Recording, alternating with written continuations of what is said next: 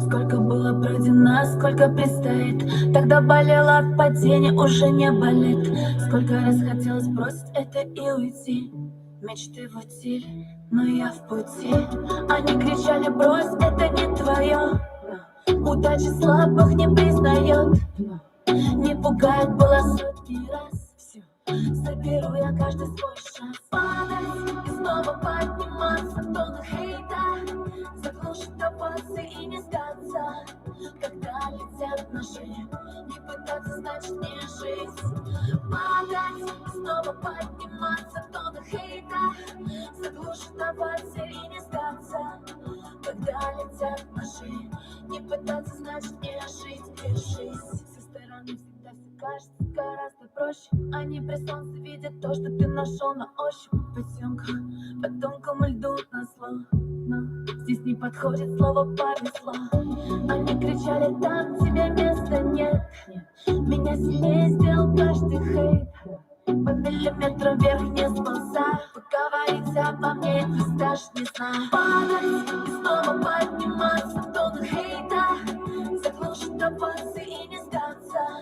Когда летят ножи, не пытаться, значит не жизнь. Падать и снова подниматься, тонны хейта заглушит опасы и не сдаться. Когда летят ножи, не пытаться, значит не жить. Держись.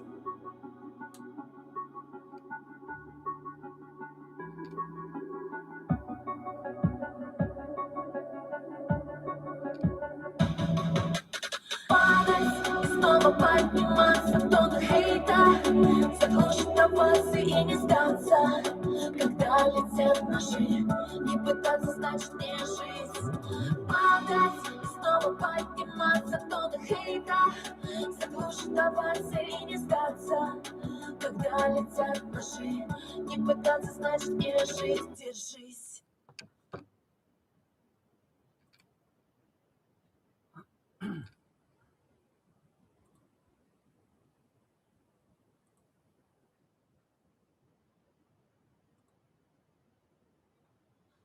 Добрый вечер, уважаемые, дорогие подписчики. Вот с этой ноты я хотел бы начать наш... Подождите, я вас потерял. Вот с этой ноты бы я хотел бы начать наш прямой эфир с песни Ольги Бузовой про хейтеров. Друзья мои, всем добрый вечер. Спасибо, что нашли время и присоединились на мой прямой эфир. Сегодня у нас будет, как всегда, беседа теплой, дружеской, надеюсь, в дружеской компании. Какие темы сегодня мы с вами обсудим? Главная, наверное, тема сегодняшнего эфира – это атака хейтеров на мой канал. Дождались 2 года спустя. После этой темы я затрону комментарии. Я хочу с вами поделиться, что произойдет на моем канале после этого эфира. Друзья, еще одна тема, которую хочется обсудить с вами, это комментарии одни в голове, только комментарии.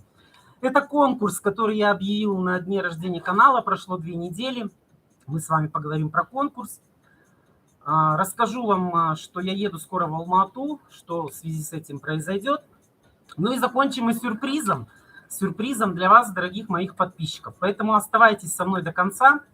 Я жду от вас тонну вопросов, поддержите меня, пишите ваши вопросы, присоединяйтесь к этому вечеру и давайте начнем. Начнем мы с этой главной темой недели на моем канале. Произошла атака хейтеров. Террористы, я бы сказал по-другому, террористы ворвались на мой канал. Вы знаете, я готовился долго к этому эфиру. Всю неделю готовился, думал, что же сказать. У меня их не было. У меня не было хейтеров, наверное, да не наверное, 2 года ровно их не было. А здесь они всплыли. Всплыли они благодаря тому, что канал набирает обороты, канал становится все популярнее. Ну а где популярность, там и хейт. Я посмотрел многих блогеров в течение этой недели. И, в принципе, наверное, любой канал, который имеет хоть 500 подписчиков, имеет и хейтеров. Поэтому от этого никуда не деться. Вот. Я звезда, наверное, я звезда. Ну что теперь сделать? Обычно хейтеры, наверное, прилипают к звездным людям, к звездным каналам, и всем не угодить. Вы знаете, я тут долго, я всегда люблю приводить примеры. Я всегда люблю приводить примеры, и в этом случае я хочу привести свой пример. И напишите, пожалуйста, в комментарии, согласны вы со мной или не согласны. Все, наверное, вы знаете, кто такой бомж. Это без места жительства, да, определенное лицо без места жительства. Наверное, мы все видели, сталкиваемся с этими людьми, когда, ну, жалко, что в нашей стране есть такие люди. И вот у меня вот такой пример. Когда вы идете... Хочу сразу предупредить. Я надеюсь, что в моем сегодняшнем прямом эфире будут исключительно моя аудитория, мои подписчики, которых волнует, что же будет на канале дальше и так далее. Поэтому, но я уверен, раз они появились, эти хейтеры, возможно, они сегодня присоединятся к нашему живому общению. Что же они вам такого написали? Господи, боже мой, вот сегодня об этом мы поговорим. Знаете, правда, я человек, я такой же человек, как и все. Помните мультик Маугли, да? Все мы одной крови. И я тоже имею свойство где-то, наверное, расстраиваться, разочаровываться. Это уже эфир, Юлиана, да, да. Ну, Юлиана, вы же, по-моему, с Украины, да, поэтому у вас 6 часов вечера. Так вот, поэтому я расскажу, что мне написали, если вам это будет интересно. Так вот, когда мы идем по улице и видим бомжа грязного, запитого, вонючего, ну, извините, ну, по-другому я не могу привести пример. Мы же проходим мимо, мы же не начинаем останавливаться. Ой, смотри, дядька лежит. Ой, ты какой вонючий, ой, какое у тебя лицо опухшее, тебе бы уборщицей работать.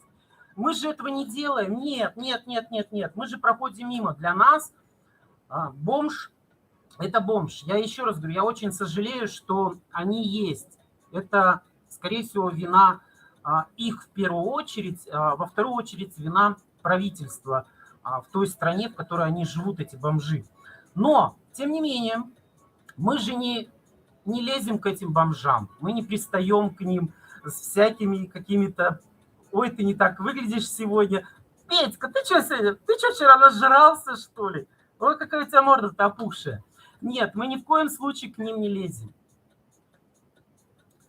Мы лезем, ну, давайте не буду говорить за всех, я буду говорить за хейтеров. Наверное, хейтеры лезут к тем людям, у которых все хорошо.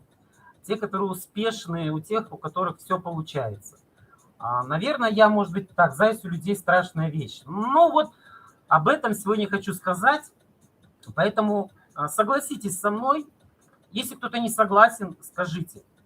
То, что зависть, это да, это действительно, Мария правильно сказала, это зависть.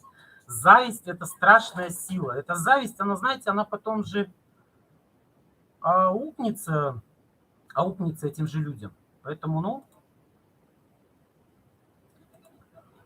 Так вот, значит, получается так. Раз в 2 года на моем канале не было хейтеров, а здесь они появились, значит, есть основания. Значит, что-то у меня стало получаться.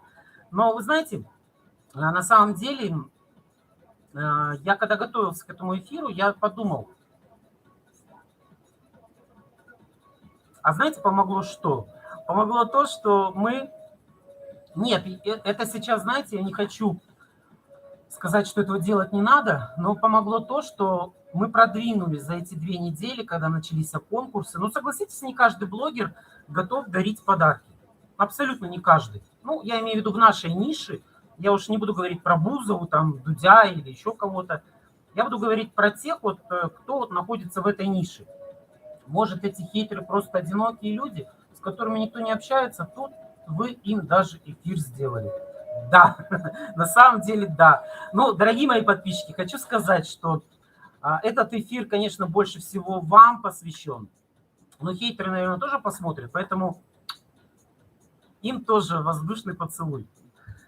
Вот. Какие у вас еще будут мнения и видели ли вы эту атаку? Видели ли вы эту атаку?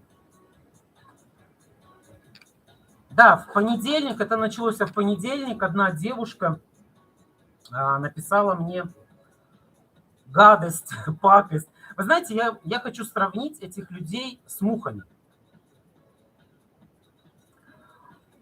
Все знают, что такое, кто такая муха, да, муха-цикатуха.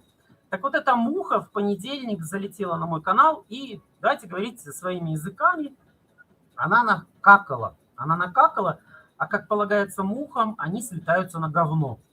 И вот налетели куча мух. И вот как-то так, друзья. Пришлось сражаться. Но осадочек, вот где сердце? С какой стороны сердце? А осадочек действительно остался, было неприятно. Я, во-первых, не ожидал, потому что 2 года эфиров, 2 года обзоров, только сплошные комментарии, что людям нравится, людям интересно. И тут на тебе такие страшные люди пришли. Террористы, террористы. Друзья, присоединяйтесь к беседе. Я, конечно, еще, знаете, прежде чем мы дальше пойдем, я хочу извиниться. Я хочу извиниться перед вами, перед моими зрителями, неважно, подписчик вы или нет.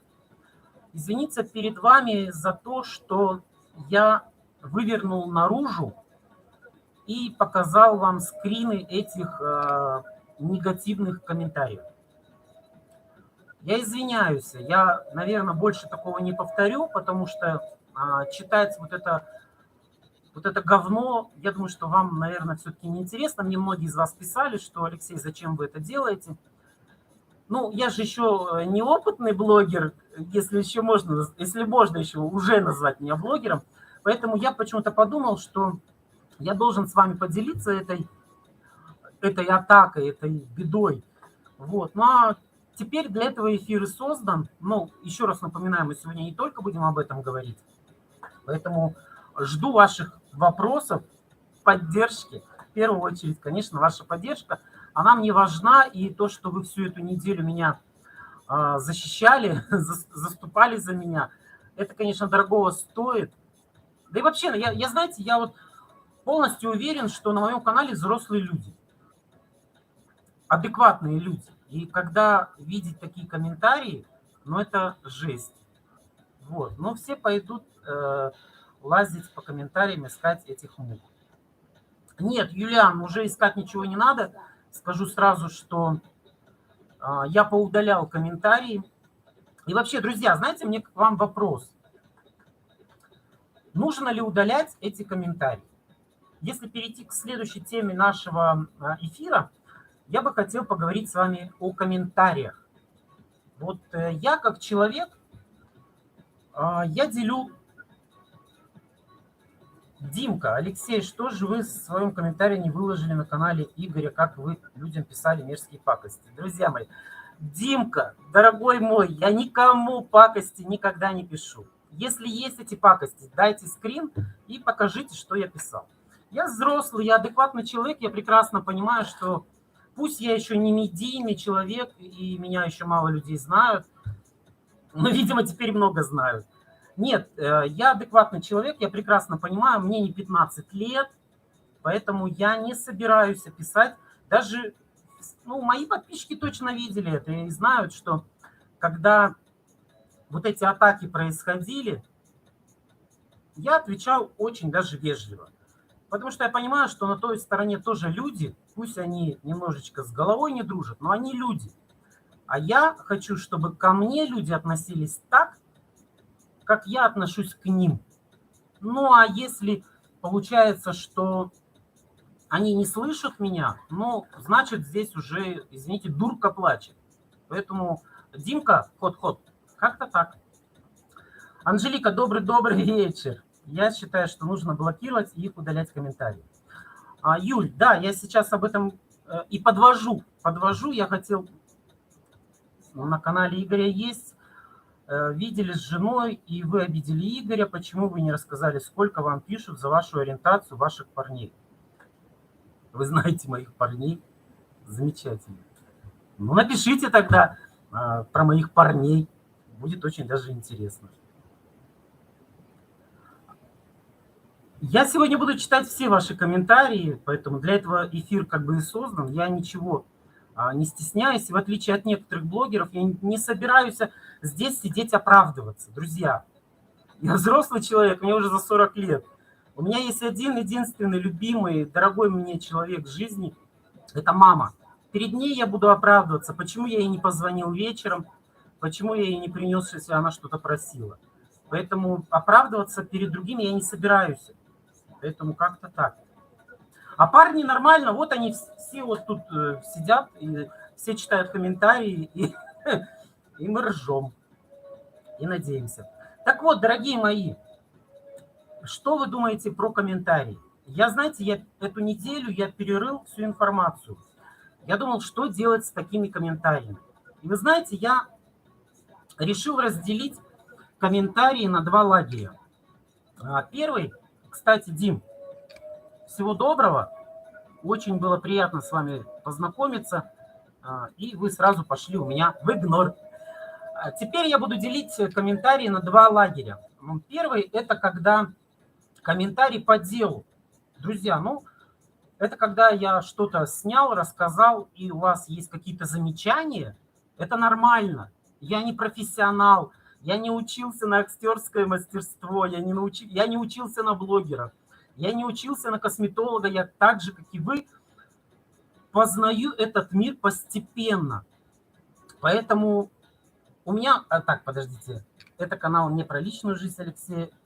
Это его личная жизнь. Это все отдельно. Мы с вами еще затронем. Так вот, два типа комментариев. Первый. Это когда по делу. Это когда вы пишете по делу. Я эти комментарии читаю. Я к вам прислушиваюсь. И пытаюсь себя перестроить, чтобы вам было удобно так, как вы хотите. По крайней мере, я это пытаюсь делать естественно. Как-то Господи, боже мой, помогайте, как это сделать-то? Не отрепетировано, а как оно есть. Вот сегодня вот как оно есть. И второй тип комментариев, это когда люди переходят на оскорбления, переходят какие-то на личные темы, да. Мы сроду с вами все не знакомы. Юлиана, Светлана, девчонки, я вас знаю только вот так вот. Я с вами лично не знаком. И когда прилетают, кто сегодня пытался спросить, что мне писали, поправил прическу, что мне там написали. То, что вот последний комментарий был, то, что морда я не вышел, мне надо полы мыть. Вот я считаю, что этот комментарий на моем канале ему не место. И поэтому, как я уже говорил сначала, что с террористами переговоров не будет. И с сегодняшнего дня, друзья, все комментарии, где приходят оскорбительные моменты в мой адрес или в адрес моих подписчиков, я буду сразу этого человека блокировать, комментарий буду удалять. И, дорогие мои, наверное, я больше не буду вам делать скрины этих какашек. Согласитесь, что когда муха насрала, никто не хочет смотреть на эту какашку. Поэтому я еще раз извиняюсь за то, что я эти какашки вынес на общее видение. Поэтому больше этого не будет. Ой, моя миласечка пришла. Заметили, что ты не можешь ответить на вопрос про Эйвона, отвечаешь только своим подругам или банишь за вопросы, про что иногда не помогает. Есть твое мнение, больше никого, ты не умеешь слышать. Милашечка моя, я прекрасно тебя тоже отправляю туда, куда и куда-то кого-то я отправил, Димку. Вот. У меня все прекрасно. Я специалист своего дела, у меня более 10 лет опыта в Avon. Канал я создал не для того, чтобы рассказывать сумки про бабульки, а канал создан для того, чтобы помогать представителям, клиентам. Но пока у меня это получается, потому что по статистике канала мы растем. Я отвлекся на негатив, давайте послушаем подписчиков. Некоторые блогеры, наоборот, провоцируют подписчиков, чтобы были негативные комменты и много. Юлиан, я этого делать не хочу. Абсолютно не хочу. У меня позитивный канал, мы будем с вами веселиться. Мы не будем с вами обсуждать грязные темы. Это не мое. И если кому-то, я сейчас ко всем обращаюсь, если вам не нравится, что я не хочу обсуждать какашки, то, ну, извините, друзья, каналов много, блогеров много. Я хочу, как сегодня я написал, дарить любовь. Дарить любовь, чтобы... Сейчас мало вот позитива на нашей планете, я бы сказал. Поэтому нет, я никого провоцировать не буду абсолютно. Это не в моей компетенции. Я уже сказал, взрослый человек, не буду 10 раз повторять. Вот. И, наверное, еще, знаете, негатив в том, что в мои 42 года, кто еще не знает, мне 42 года, я довольно, в принципе, хорошо выгляжу. Да, бывает помятый. Ну, друзья, мы все бываем с утра помяты. Когда с утра приходится снимать видеообзор, я помятый, и поэтому я снимаю его. Я не стесняюсь. Я хочу в этом обзоре показать конкретную тему, да? И мне не важно, нет, конечно, не важно, я хочу выглядеть хорошо. Я стараюсь это делать. Но если я помятый, мне что, взять утюг и разгладить, что ли? Поэтому нет, не получится. Светлана, вас интересно слушать. Это написала Светлана. Светлана, а мне интересно вас читать. Вы меня поддерживаете, это клево. Ничего себе. Угу.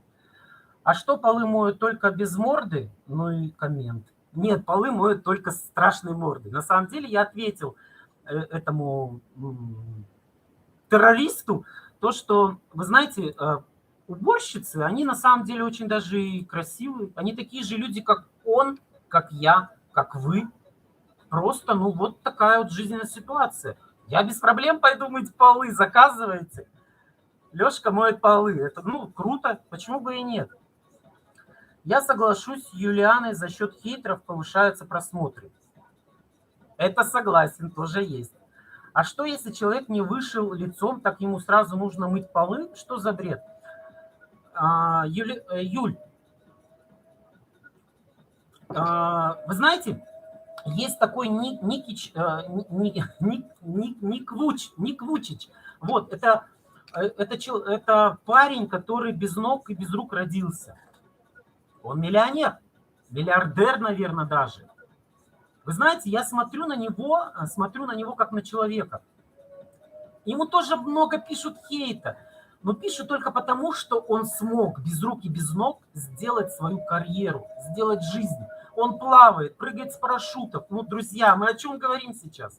Ну, блин, малин, при чем здесь харя? При чем здесь рожа? Самое главное – это контент, который человек дает.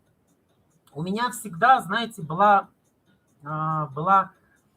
такая позиция жизненная, что если я общаюсь с человеком, и у человека какие-то недостатки физические, я их не замечаю, если этот человек добрый, если этот человек ко мне отзывчивый, но этих недостатков просто не видно.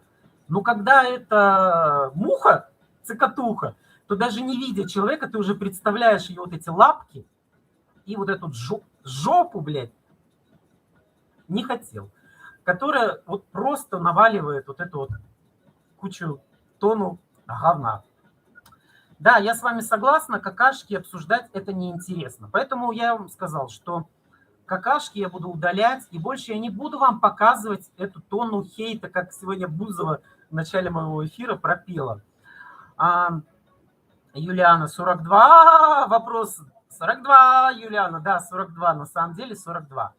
А понимаете, почему в 42 выглядишь так хорошо? Потому что зла никому не желаю. Душа чистая, сердце вот полно любви,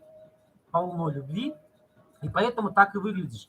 Я заметил, что люди злые, они все выглядят плохо. Друзья, работаем над собой. О, хорошо выглядите, я удивлена, думала, вам нет и 40. В душе еще ребенок.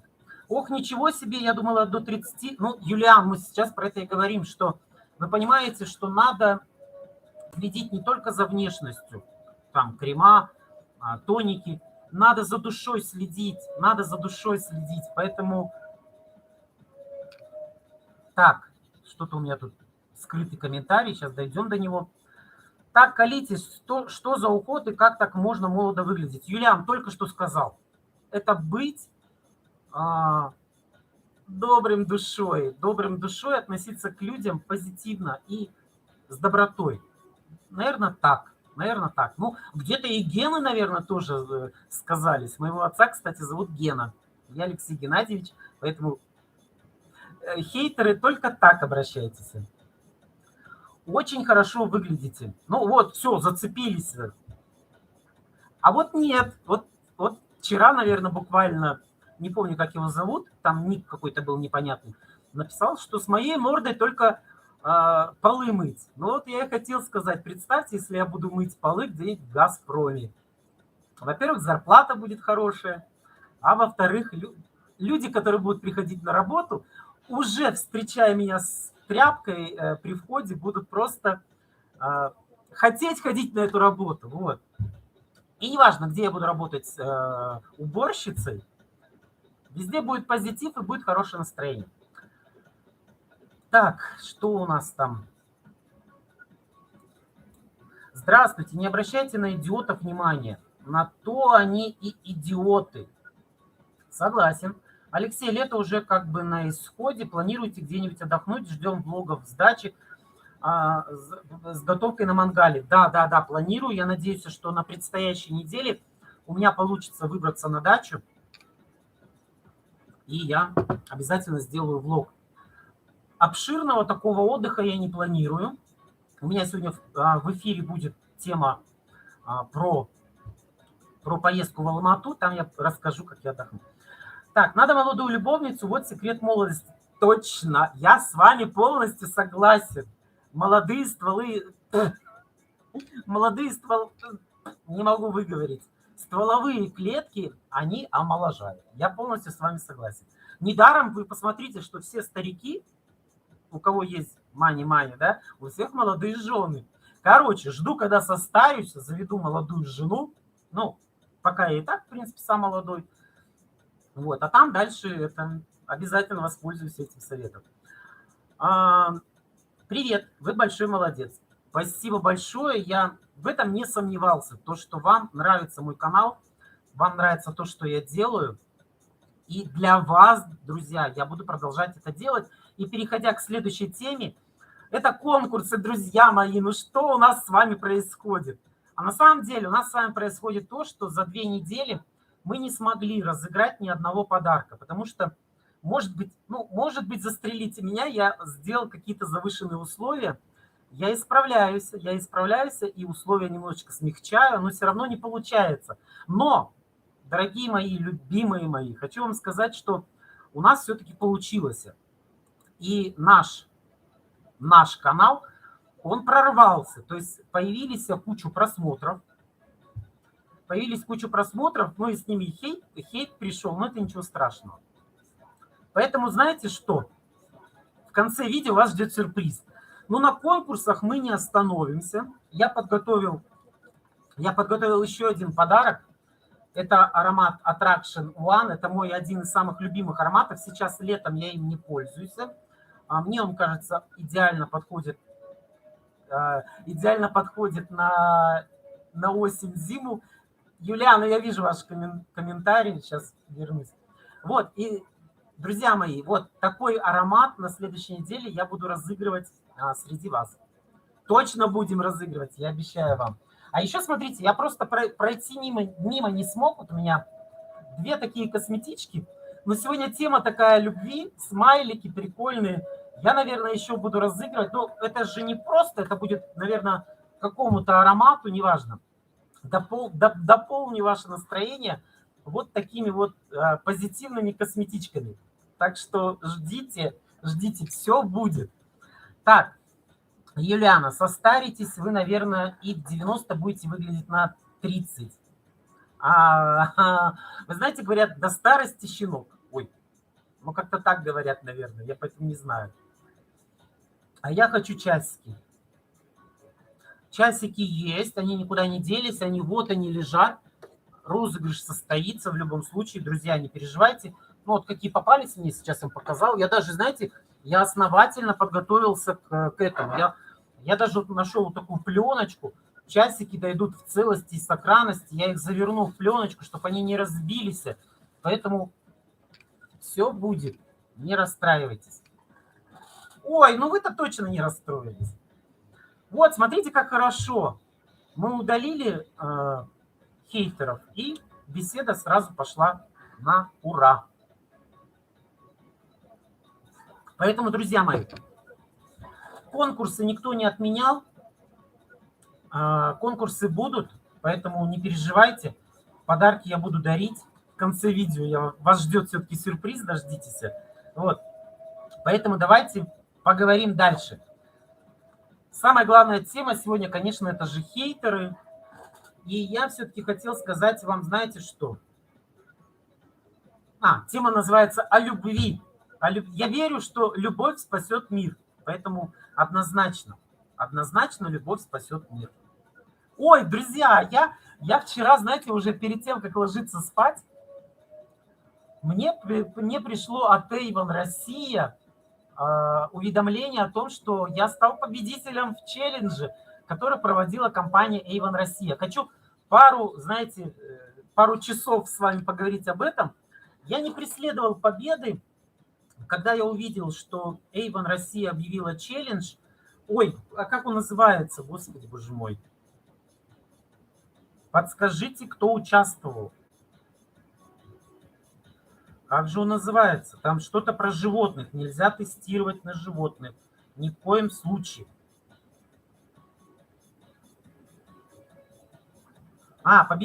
Челлендж любить и не тестировать Avon. Вот. Вы знаете, я увидел, когда этот челлендж, я решил поучаствовать, просто поддержать мою компанию, потому что компания это мировая, неважно в какой стране мы живем, важно, что мы делаем одно дело. И тут я вспомнил, что у меня есть видео, где я тестировал ароматы, и у меня кошка Дашка проходила мимо. Я говорю, ну-ка, слушай, подружка, иди-ка сюда, понюхай ты, как этот тебе аромат нравится или не нравится. Вот, мы не тестируем на животных. Это очень важно. И тут тоже хейта очень много было в Инстаграме. Я видел, что люди все равно продолжали писать о том, что компания оправдывается. Вот.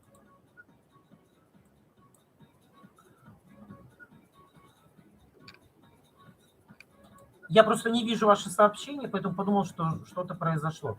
Так вот, друзья, кто не видел, хочу показать. Вот, смотрите. Вот это вот я сделал скрин с видео. Ну так не получится, да? Ну, заходите Avon Россия, смотрите. Вы знаете, для меня было удивление, как так можно было залететь в тройку интересных, да, сообщений. Друзья, ну-ка, напишите плюсики. Может быть, интернет отрубило? Не вижу ваших комментариев. Но мы попали. Я Дашке говорю, слушай, подружка, ты выиграла. Там разыгрывался какой-то бьюти-набор. Мне написали, что поздравляем, вы стали победителем. Все, спасибо большое, значит, все нормально. Я им написал, что я с другой страны, как бы не претендую на победу, на подарок, просто хотел поддержать ваш челлендж. Мне написали, что Алексей, ну если у вас есть какие-то друзья, родственники в России, вы можете сделать им вот такой сюрприз, подарок, дайте их адрес. Вот, поэтому как-то так. У меня живут родственники в России, я взял их адрес, переслал, но буду ждать, когда они получат этот подарок. Мне очень приятно, что вот руками компании Avon я подарил своим родственникам вот такой подарочек. Так, Светлана пишет, я так поняла, что все хотим подарочки, но когда получит хоть подарочек? Скоро однозначно будут подарочки. Сейчас мы к концу нашего эфира подойдем к этой теме, и я вам расскажу, что дальше я с конкурсами затеял. Поэтому, Анжелика, спасибо большое за обратную связь. Очень приятно. И хейтеры-то пропали. Вы знаете, они специально ждали этот прямой эфир, чтобы закидать этими какашками. Я думаю, конкурсы что-то вопрос-ответ. Я открыт всегда, Светлана. Спасибо большое за предложение. Это тоже интересно, но еще раз говорю, что очень много идей, очень много у меня идей, но дождитесь конца эфира. Объединили бы все страны вместе с Avon. Ну, не знаю, здесь тоже, знаете, такая тонкость есть, как объединить. Но это очень сложно, потому что это же, ну, не знаю, это очень сложно, наверное. Ну, кто знает, может быть, когда-то и объединят. Итак, друзья, я скоро еду в Алма-Ату. Тем, кто с других стран, ну, наверное, точно знают, что Алма-Ата – это бывшая столица Казахстана, это один из красивейших городов Казахстана. Я там часто бывал по конференциям компании Avon, потому что головной офис находится в Алма-Ате, и мы часто, я 2 раза в год, наверное, туда прилетал, приезжал. Вот, для меня этот город один из самых красивых. Мне кажется, там хейтеров нету. Он очень классный, он очень теплый. Вот, у меня в этом городе живет мой родной брат, он младше меня. Вот, я еду туда на несколько дней, буквально на несколько. И в связи с этим я хотел вас предупредить, что, возможно, на моем канале я еду 8 числа, 8 августа по 12 августа. По-моему, так, да. По-моему, по 12. Где-то у меня билеты здесь были. Так, да, 11 числа я выезжаю с Алматы, и 12 августа я возвращаюсь в город Усть-Каменогорск. Но мы с вами живем в эпоху интернета, поэтому я надеюсь, что у меня, если будут какие-то интересные темы, я обязательно с вами поделюсь, сделаю какие-то видеообзоры. Мне уже сегодня предложения писали подписчики, что рассказать о поездке, где отдохнуть, сколько стоило. Я постараюсь это сделать, но отдыхать я буду, жить я буду у брата, ночевать я буду у брата, поэтому как-то так. Не могу вам посоветовать какие-то хостелы, гостиницы, но как-то так.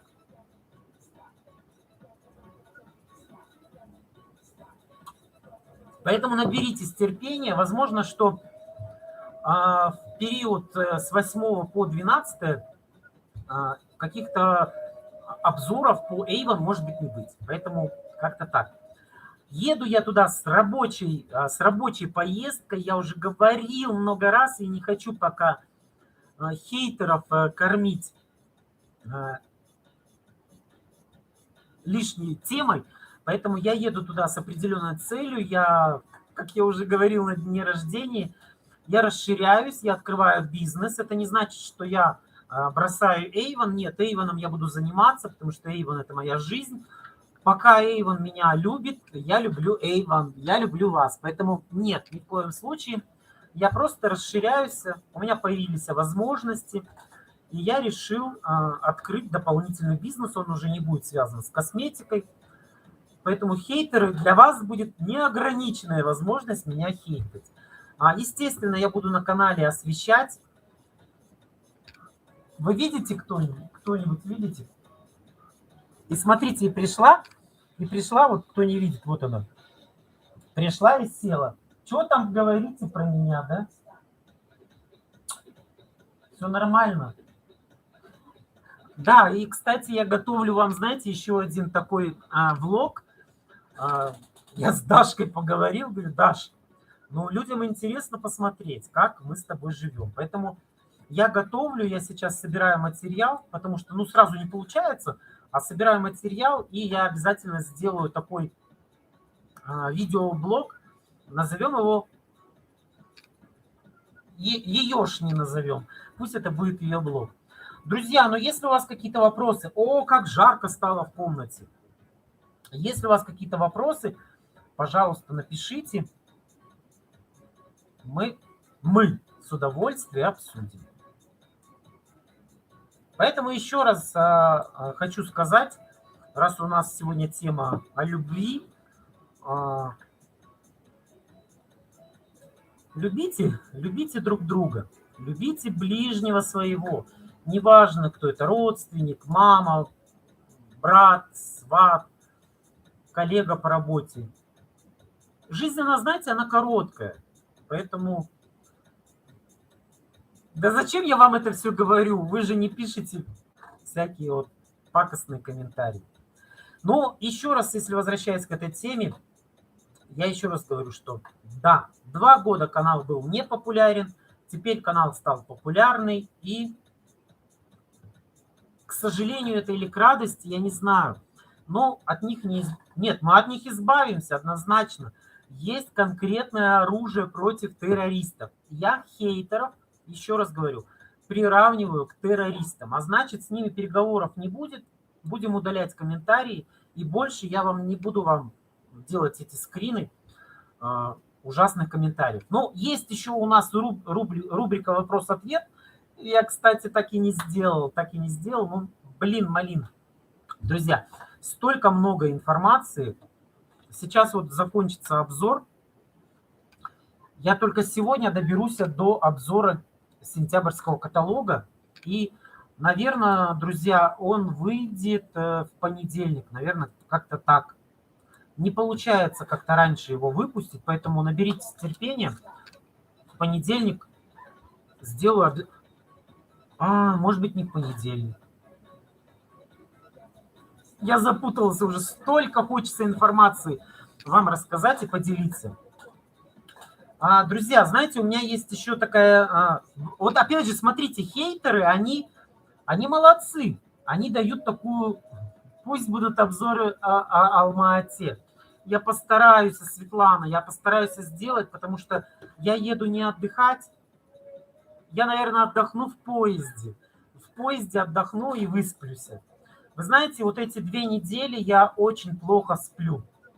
Не от того, что меня что-то мучает, а от того, что вот эти мысли, вот эти вот как оно, что оно, и канал мне не дает покоя. Мне хочется что-то, да, возьмите нас с собой.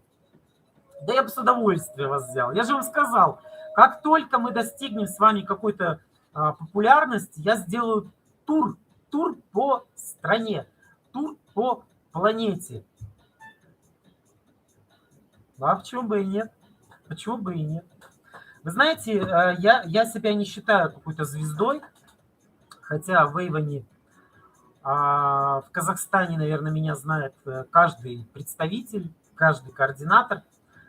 Было время, да и сейчас, наверное, все равно не схожу с уст.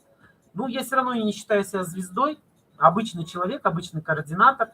Просто вот делаю. Вы знаете, еще, кстати, я, наверное, теперь только понял, почему у нас в Казахстане очень мало блогеров именно вот такой тематики. Потому что, наверное, вот эти хейтеры, которые захейтят любого, хоть мужика, хоть женщину, захейтят, и тут мало не покажется. Поэтому, наверное, так. Но не на того напали, друзья. Не на того напали. У меня есть цель, я к этой цели иду. Я буду делать... Мой канал, вы знаете, мой канал, еще раз повторюсь, мой канал не о том... Мой канал о том, что я делюсь своим опытом. Ну, друзья, какой есть опыт, таким я и делюсь. Поэтому я уверен, что вам это нравится, и буду продолжать это делать, несмотря ни на какие комментарии. Так вот, я еще что хотел сказать, заговорился, как обычно. Кто-то мне вчера писал, что я на кулинарном влоге был не такой, как всегда. Да, друзья, такое тоже бывает. Я человек и имею такое вот свойство тоже расстраиваться, тоже бывает нету настроения. Но, вы знаете, мне как-то не мне, а на канале одного блогера про меня написали то, что каким местом я заработал на квартиру. Потому что Вейвон, та девушка, которая писала, она посчитала то, что Вейвон доходы маленькие, прям вот очень маленькие, и то, что вот этот вот блогер, который снимает канал про Лекс, не мог заработать на квартиру благодаря Эйвону. Он заработал каким-то другим местом. Она, конечно, не сможет видеть этот эфир, потому что я ее заблокировал. Но это реально, друзья. Такое ощущение, как будто я купил полуостров, блин, как будто я Америку купил. Да, я тоже думал, что на квартиру заработать очень сложно. Но прикиньте, это реально. И я хочу с вами поделиться. Я хочу снять видео как я заработал на квартиру. Я хочу с вами поделиться маленьким секретом успеха, как заработать на квартиру. Если вам интересно, ставьте плюсики, я сделаю это видео. Если нет, то будем дальше двигаться. Светлана, Алексей, добрый вечер. Ждем видеообзор об Алма-Ате, отдыхе, где бывали, что, если что, понравилось, моменты лета 2021. Работа, бизнес хорошо, а порадовать надо себя. Вспомните карантин. Ай, карантин не хочу даже вспоминать, друзья. С сегодняшнего дня я проживаю в Восточном Казахстане. Мы вошли в красную зону, это значит, что у нас начинаются ограничения. А это все во время того, когда я открываю бизнес. Это очень тяжело.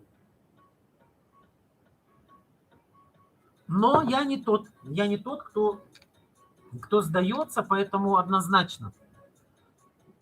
В прошлом году вы видели, чтобы у меня не выходили эфиры. Ой, в смысле, обзоры. Эфиров, да, у меня было мало, но теперь, друзья, кстати, как вам моя заставка? Сегодня вечером на канале Prolex.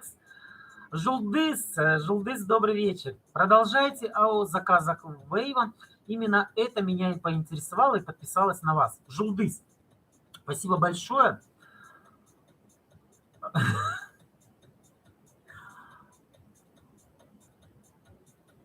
Да, мы сегодня говорим об этом.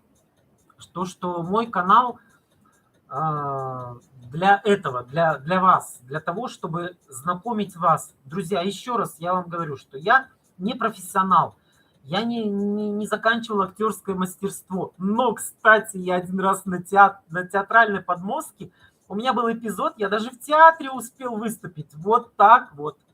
Я как Бузова везде, наверное, так. Жулдыс, конечно, я буду продолжать, я буду делать то, что я начал делать 2 года назад. Мой канал жив и будет жить. Потому что я вижу, что он нужен. Мне очень часто обращаются разные представители от разных координаторов, просят помощи. И если эта помощь, она реальна, я, конечно, помогаю. Но, друзья, поймите меня, то, что с приходом моего канала, это очень сложно. Это очень сложно помочь каждому представителю. Для этого есть у вас ваш координатор, есть колл-центр. Пожалуйста, обращайтесь. Я не отказываюсь от вас, но поймите меня правильно. То, что у меня тоже много работы, за которую, в принципе-то, платят. Поэтому я вас люблю. Если вы хотите в мою команду, давайте поговорим с вами об этом, и вы как-то перейдете в мою команду. Ой, комментарии посыпались. Так, вам нужно вести Орел и Решка Казахстан, у вас талант, интересно. Светлана, вот знаете, спасибо вам большое. Это, знаете, вот дорогого стоит, вот сейчас говорю, мурашки прям по коже, потому что я, когда создавал канал, я не знал, как отреагируют. Друзья, жарко, я начинаю уже... Да и вообще я переживаю, как этот эфир, как вам понравится или нет. Светлана, спасибо большое, вы знаете, это дорогого стоит. Поэтому я сделаю Орел и Решка обязательно. Ну, все свое время, поэтому я только начал, поэтому я обязательно буду и в Орел и Решка, я буду везде. Не избавитесь от меня. Алексей будет везде. Так, Светлана, Алексей, ваша команда должна вами гордиться, вы очень быстро даете информацию, новости про Эйва. Ну, я надеюсь на это, что моя команда мной гордится, по крайней мере, мои координаторы просто вот в восторге от меня. Сегодня они не смогли присоединиться. Ну, сегодня не об Эйвен эфир, поэтому как-то так. Ну да, это как-то есть, да.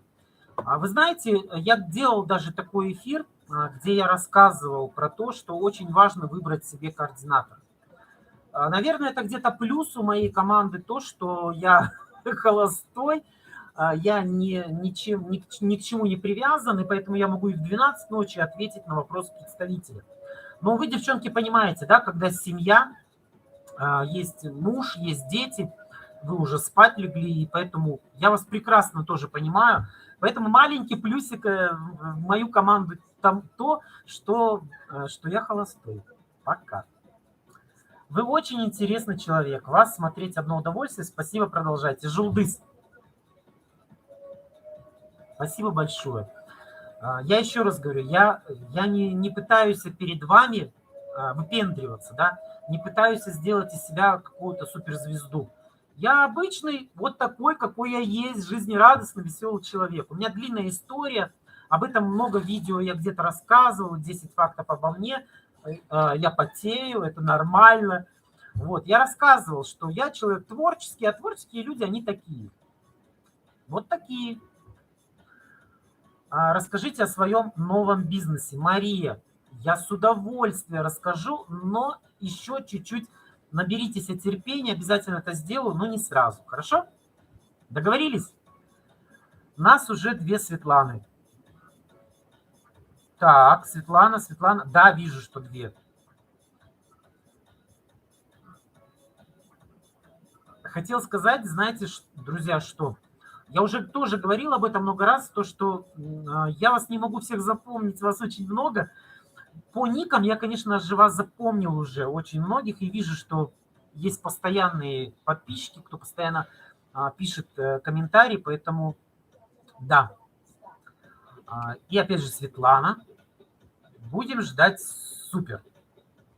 Я тоже на это надеюсь, что у нас все получится. Несмотря на этих мух, несмотря на их какашки, мы будем двигаться дальше и рвать. Светлана, вы лучший координатор. Ну, знаете, я не буду с вами спорить, это ваше мнение, и мне оно близко к сердцу. Спасибо большое.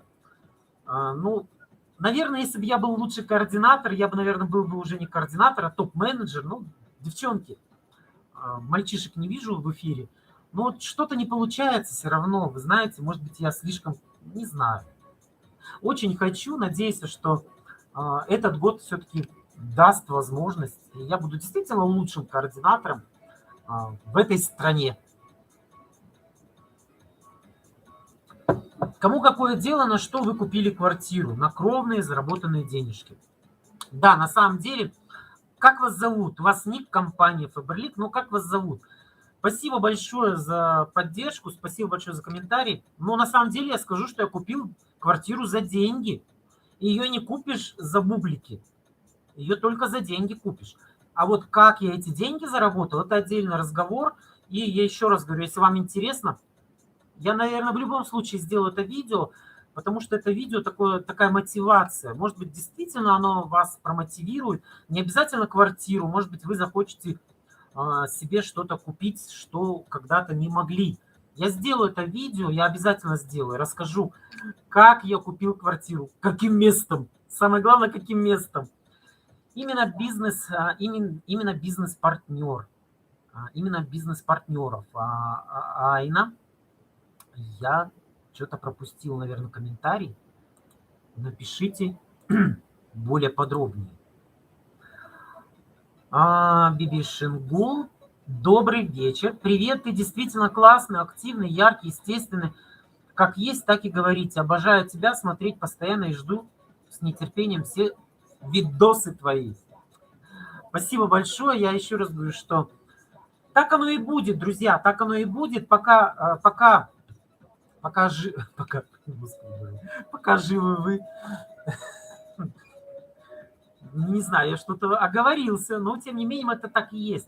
Я хотел сказать, пока есть вы, этот канал будет существовать. Это он будет существовать, потому что я вижу, что потребность есть, то, что нужно вам доносить, я доношу.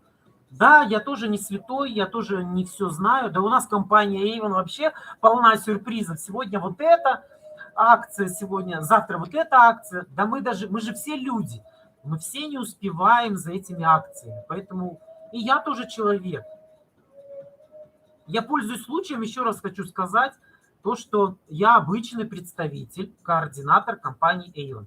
Я не работаю в офисе, я не получаю дополнительной информации с офиса. Я все делаю то, что мне приходит как координатор.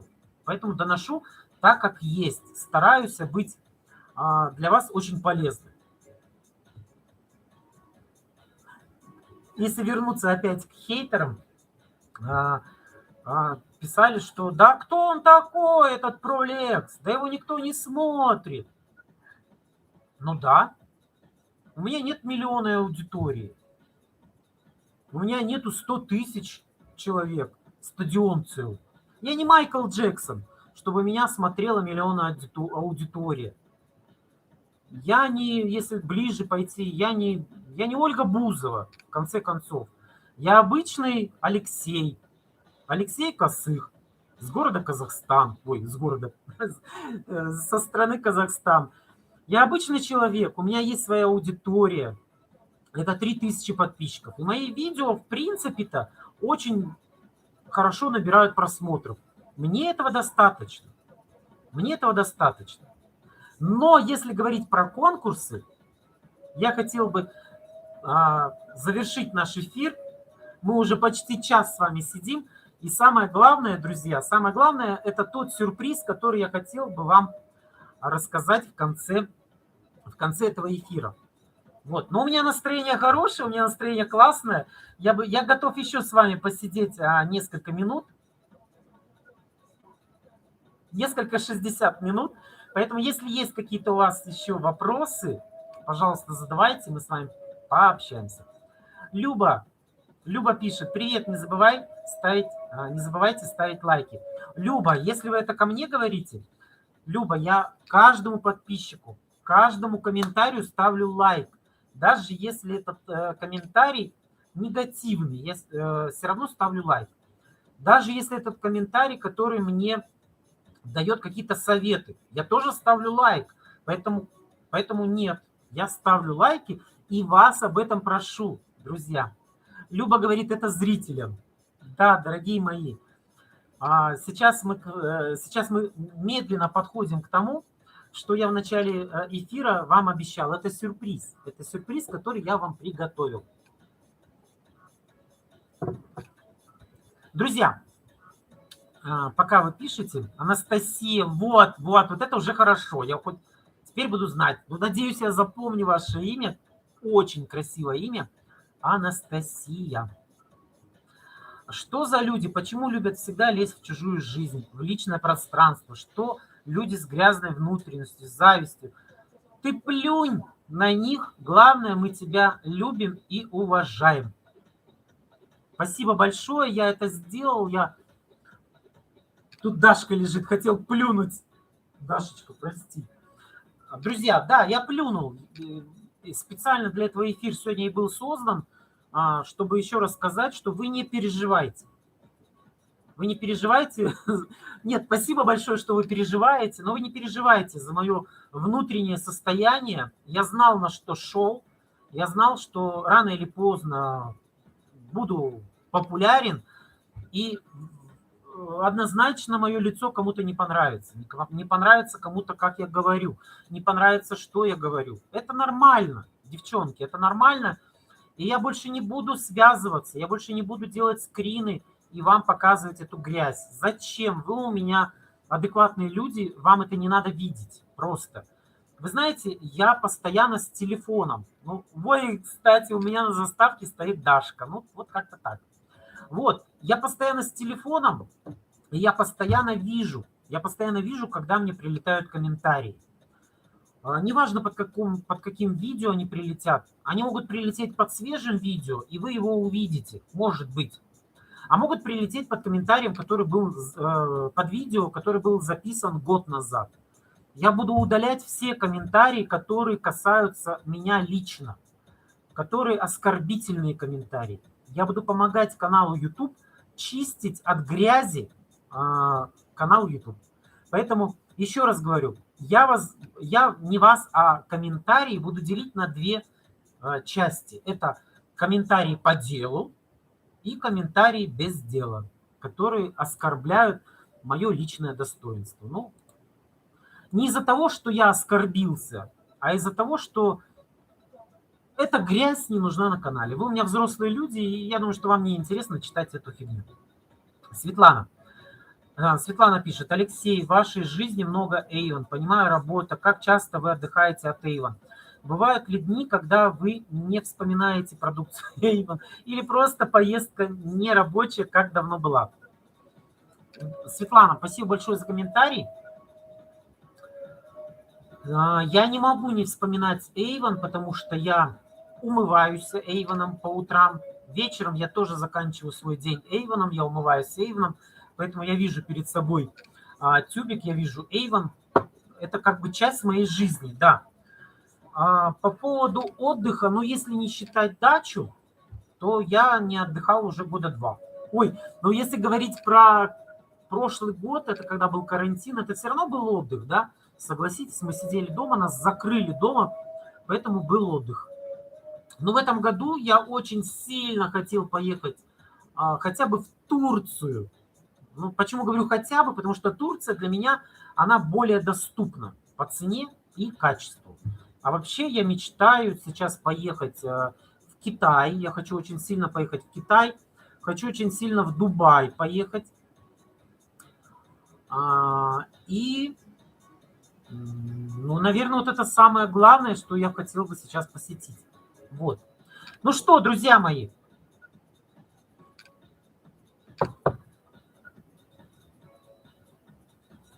переходим к самому вкусному. Это к сюрпризу, который я вам подготовил к концу этого видео, к концу нашего эфира. Мы уже с вами больше часа, но я еще раз говорю, что я готов в незапланированное время еще с вами посидеть. Я вижу, что мы разошлись с вами, очень интересно. Друзья мои, розыгрыш состоится, подарки я буду дарить, несмотря на то, что мы с вами не выполнили условия. На следующей неделе, наверное, где-то в среду состоится прямой эфир, в котором я разыграю... какой аромат я разыграю? Я разыграю или мужской, или женский аромат от Кинзо. Я очень вам благодарен за то, что мы все равно это сделали. Ой, вернее, мы не сделали 1000 просмотров, как я планировал, но мы с вами смогли сделать показатели высокие. Друзья, я из благодарности вам хочу вас отблагодарить. Конкурс состоится. На следующей неделе я разыграю, ну, точно не могу сказать, какой аромат. Я думаю, что неважно какой, я обязательно это сделаю и разыграю аромат. Так что, как это будет происходить, дождитесь этого эфира, я расскажу. Ну, не зря я покидала вашу ссылку. Да, конечно, не зря. Нет, не зря. Все, что делается, все делается в Китае. Нет, все делается у нас в Казахстане, друзья. Все делается у нас в Казахстане. Поэтому я еще раз вам благодарен за то, что вы меня поддержали, за то, что вы участвовали в этом конкурсе. И пусть у нас с вами не получилось от 1000 подписчиков, я все равно разыграю эти ароматы. Вот честное слово, на следующей неделе эти ароматы найдут своего обладателя, поэтому не пропустите.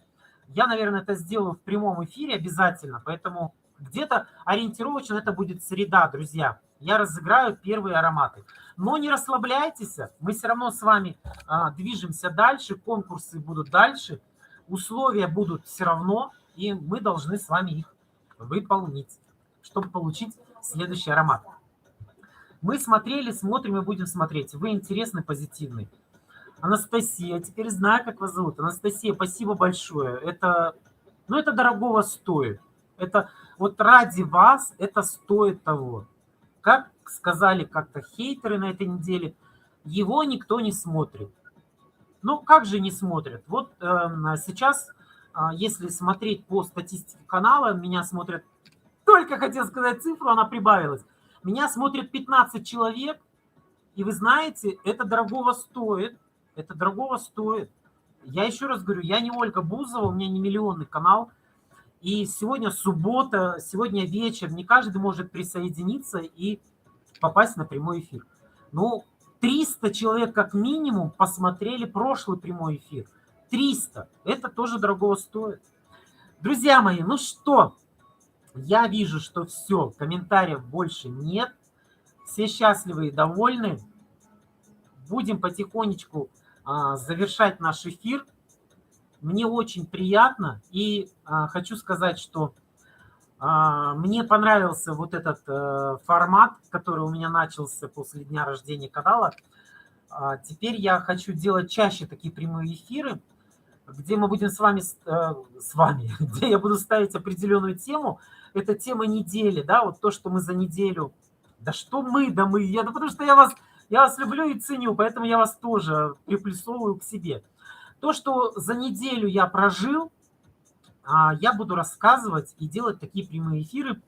Не знаю пока, как назвать это, ток-шоу, может быть, назвать. Сегодня вечером на канале ProLex мы с вами поговорим о любви. И я думаю, что этот эфир у нас тоже с вами получился.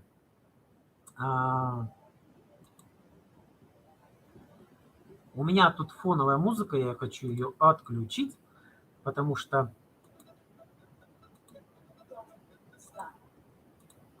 я приготовил вам на завершение этого эфира еще одну песню. Сейчас я ее включу.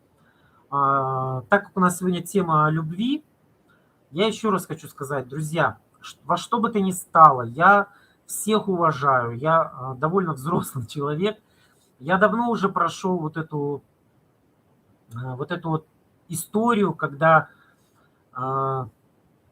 Алексей, почему вы умалчиваете за Игоря? Как вы его обидели и оскорбили?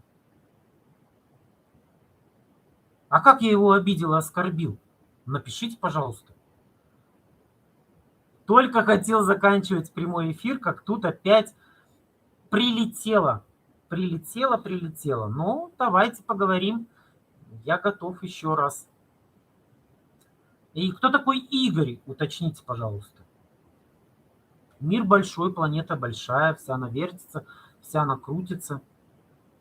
У меня есть замечательный друг.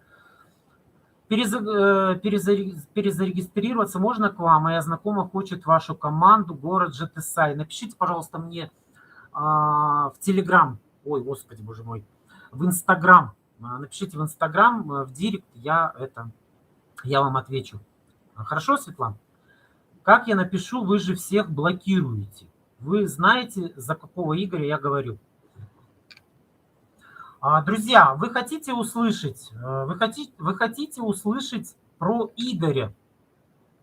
Напишите, пожалуйста, стоит ли сейчас вот это вот осиное гнездо, я бы сказал, наверное, змеиное гнездо ворошить, стоит ли сейчас дразнить хейтеров на завершение нашего эфира?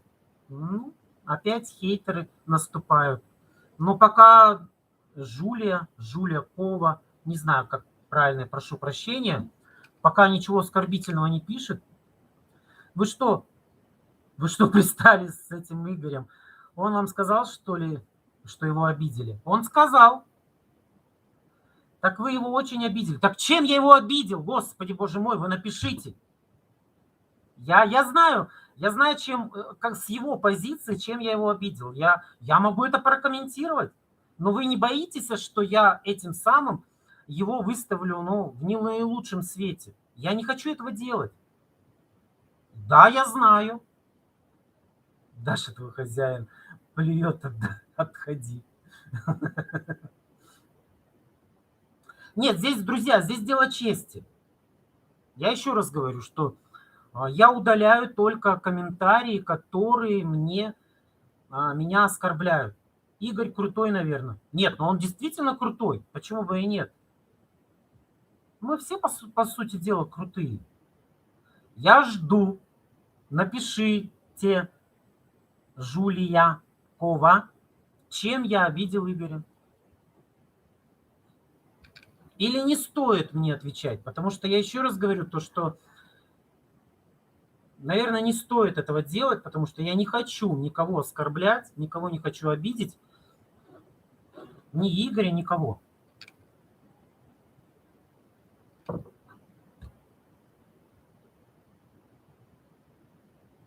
И тишина.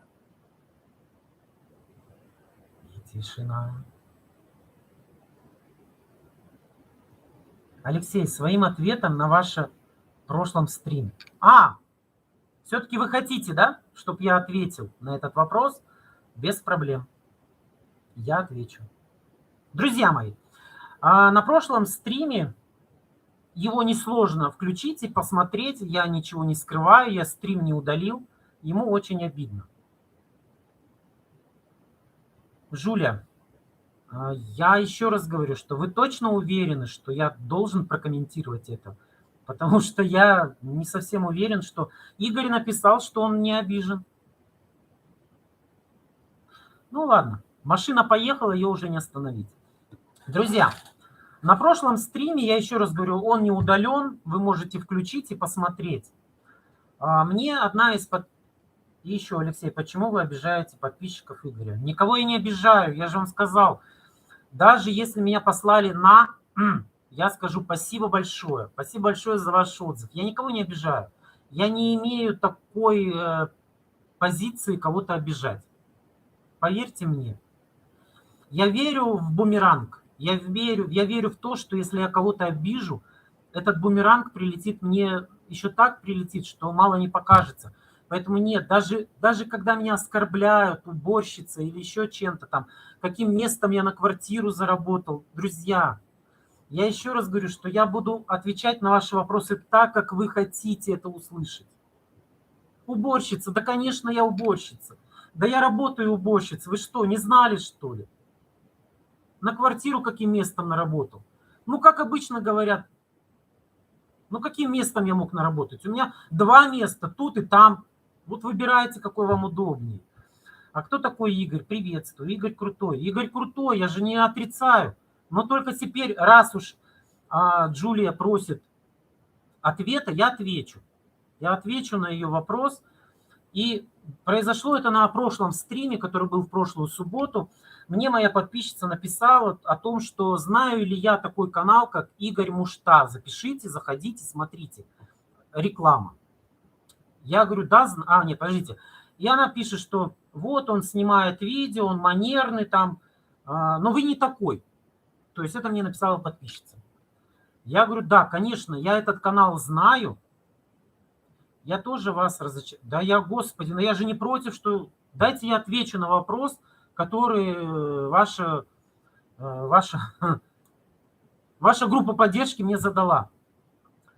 Вот, и я не против. Я сказал, что, друзья, да вы посмотрите этот стрим. Вы посмотрите, я сказал, Игорь крутой пацан, он молодец. Он согласился со мной сделать коллаборацию. Он классный, он молодец. Я благодарю его за то, что он меня поддержал. И в ответ я тоже его поддерживаю. Все. Что еще? Чем я его обидел, друзья? А вот теперь фишка. Вы знаете, что Игорь написал на своем канале? Я не опроверг его ориентацию.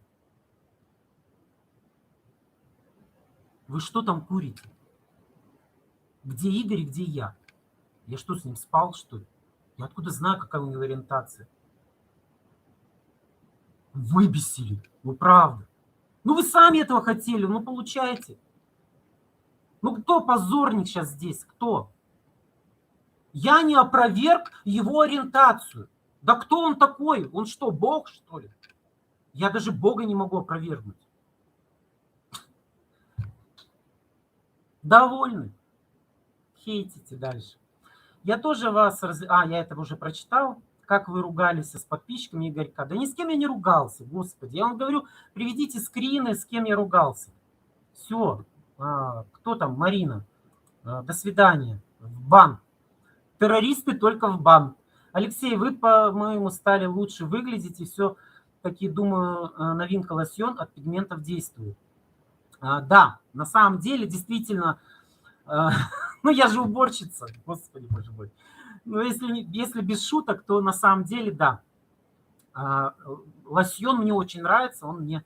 Ой, все, друзья. Давайте будем немножечко закругляться. Я немножечко позволил эмоциям. Прошу прощения, но люди хотели услышать. Люди хотели услышать. Я ответил на этот вопрос. Я не обидел никого. Я не обязан опровергать никого. Абсолютно никого. Поэтому я еще раз говорю, у меня есть человек, перед кем я обязан оправдываться. Это моя мама. И все. Извините, не по теме, но эффект видно на лицо. Спасибо, спасибо большое. Как не по теме? По теме, конечно, по теме. Ну вот, друзья, видите, они ждали. Они ждали, когда этот прямой эфир будет, чтобы залететь и тут накакать. Ну, не тут вышло. Вы у нас классные. Спасибо большое. Я еще раз говорю, что я отношусь к людям так, как хочу, чтобы они относились ко мне. Поэтому еще раз говорю, я вас всех уважаю, ценю. И если у вас есть какие-то претензии ко мне, то пишите. Пишите их, но пишите их как взрослые люди. Не переходите на личности. Это очень важно. Друзья мои, мы с вами уже больше часа в эфире. Я бы хотел закончить этот эфир. Сейчас хейтеры присоединятся и начнут мои слова еще раз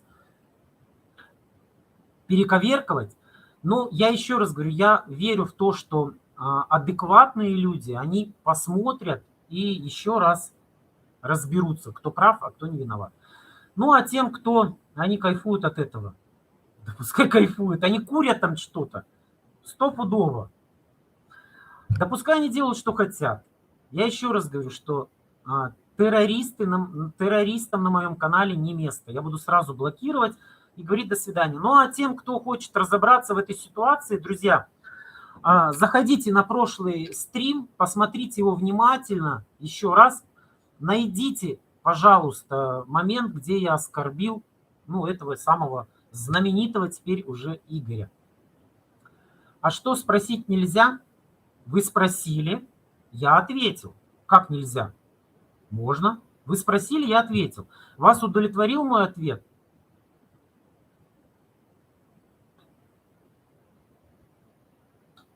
Тут дело чести, друзья. Дело чести, пока мы еще следующего террористом не объявили, очень интересно все-таки. Я ответил на ваш вопрос. Алексей, ну почему вы так враждебны? Ну почему я враждебен? Я еще раз говорю. Меня, знаете, как только не обзывали, как меня только не хейтили. Я еще раз говорю, что я на прошлом эфире, я прокомментировал вопрос от подписчика. Я сказал, что я Игоря уважаю. То, что Игорь со мной сделал... Я повторюсь, мне несложно. Он сделал со мной коллаборацию. Если не верите, вы посмотрите сам эфир. Вы не слушаете вот эту змею, которая плескает ядом. Вы посмотрите эфир. Вы посмотрите и послушайте, что я сказал. Я сказал, что я его уважаю. Он молодец. У него своя аудитория, у меня своя аудитория. Никаких претензий у меня к нему нету. И все. Поэтому как-то так. Я надеюсь, что это не сарказм, что вы сказали спасибо. Я надеюсь, что вам мой ответ вас удовлетворил. Анастасия, может почаще делать в онлайн? Очень интересно, я на вас смотрю. Блин, очень интересно вас слушать. Ну вот, Жуля, ну вот видите, интересно. Я не оскорбляю. Понимаете, если бы я оскорблял бы подписчиков, неважно чьих, меня бы давно бы забанили. Меня бы давно бы канал закрыли. Я взрослый человек, я никого оскорблять не буду. Вот если вы сейчас мне напишите про меня гадость, я вам ничего оскорбительного не отвечу. Просто отправлю вас в бан. На обиженных воду, говорят, возят. Ну да, такое тоже есть, но я даже и воду возить не собираюсь. У меня свое дело. Ой, друзья, одну секунду, у меня звонит телефон. Я срочно, буквально пару минут.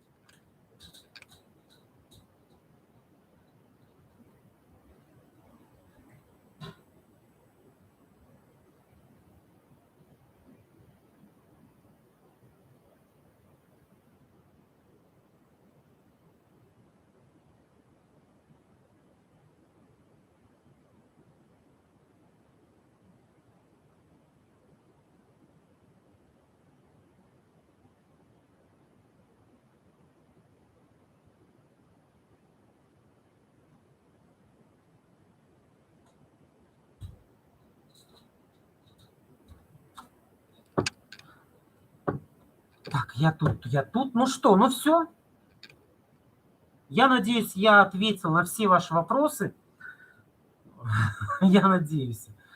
Ох, наверное, сейчас после этого эфира доброжелатели опять это все перевернут на свой вкус, на свой лад. Но еще раз, друзья, я еще раз, подводя итог, хочу еще раз сказать, что неважно, какой комментарий вы напишете в мой адрес, оскорбительный или еще какой-то, я никого не буду оскорблять абсолютно, это не в моих интересах. Я взрослый человек, я все прекрасно понимаю. И еще, как я люблю говорить, я верю в бумеранг. Верю в то, что если я отвечу на оскорбление, ну, ниже плинтуса я не хочу. Я не хочу ниже пасть в воспитании этих людей. Поэтому, как полагается воспитанному человеку, я хочу извиниться перед всеми, если я кому-то не понравился. Может быть, кому-то я не понравился, как я вышел мордой. Может быть, кому-то не понравилось, что я купил квартиру. Может быть, кому-то не понравилось, что вот я вот такой харизматичный, добрый, веселый человек. И, может быть, кому-то не понравилось то, что я не цепляюсь на вот эти колкие комментарии и не вхожу в переговоры. Я еще раз говорю, с террористами я не разговариваю. Если вам что-то не нравится, вы пишите это адекватно, что мне это не нравится. И все. Не надо переходить на личность. Друзья мои, ну что, больше я вижу нету комментариев. Спасибо большое, что присоединились на мой прямой эфир. На следующей неделе посмотрим, что произойдет после этого прямого эфира. Возможно, опять будет хейт. Но еще раз говорю, все будет в мусор. Только адекватные люди будут присутствовать на моем канале. Еще раз спасибо. И хочу я закончить этот эфир одной песней, которая еще раз подытожит нашу тему эфира. Надеюсь, она вам понравится. Особенно понравится нашим любимым хейтерам. Друзья мои, ну что, спокойной ночи. С вами До Шиморов, встречи в а я решил следующем посвятить прямом эфире. новую песню своим любимым хейтерочкам, тем, которые сидят в комментариях на разных форумах и своей змеиной натурой пытаются будто бы навредить, но сами себя загоняют на дно, дорогие друзья. Это просто невероятно, поэтому спасибо вам большое за то, что вы есть. Любишь облизать чужой член, я не сержусь, продолжай дальше хейтить. Я не в ответе за то, что рождаются такие вот взрослые дети. Я настолько высоко в небе над тобой, что ты в попытках до туда достать лишь смог свои коленки безнадежно обосрать. Продолжай страдать и плакать, а мне все равно на то, что ты пишешь. Мне даже очень-очень приятно, как ты ко мне неровно дышишь. У тебя судьба такая, сидеть в комментах, потому что по жизни на дне и без комплиментов. У тебя мелкий и ты его сутками учишь на успешных ребят на месте которых быть очень хочешь, на тех, о ком все постоянно говорят, на кого пуканы бомбят, обжигая все вокруг подряд. Становитесь в ряд, моя любимая банда хейтерят. В этом треке я даю вам столько внимания, что от этого момента произойдут новые возгорания и снова страдания, ведь Шиморка вовсе не классная, а твой огонь полыхает, как у первоклассника. Ну что ты скажешь мне на это, сук, что с дерева повис, только и слышно свист, когда ты падаешь вниз. Ну что ты скажешь мне на это, сук, что с дерева повис, только и слышно свист, когда ты падаешь вниз. Нет, это говно вообще невозможно смотреть. Кто его смотрит вообще? Да я тоже вот зашел, вообще непонятное говно какое-то, не стрим, только деньги собирает. Я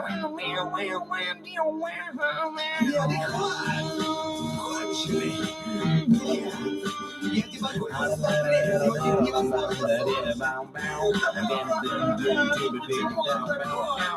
Ну, я надеюсь, песенка вам понравилась. Я безумно рад, что вы у меня есть. Вас с каждым днем все больше и больше, поэтому не стесняйтесь.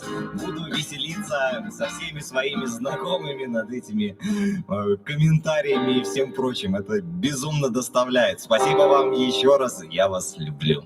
Увидимся. Друзья, ну что, на этой позитивной ноте мы заканчиваем. Спасибо большое еще раз, что присоединились к этому прямому эфиру. И до встречи в следующем. Всем пока-пока. Пока.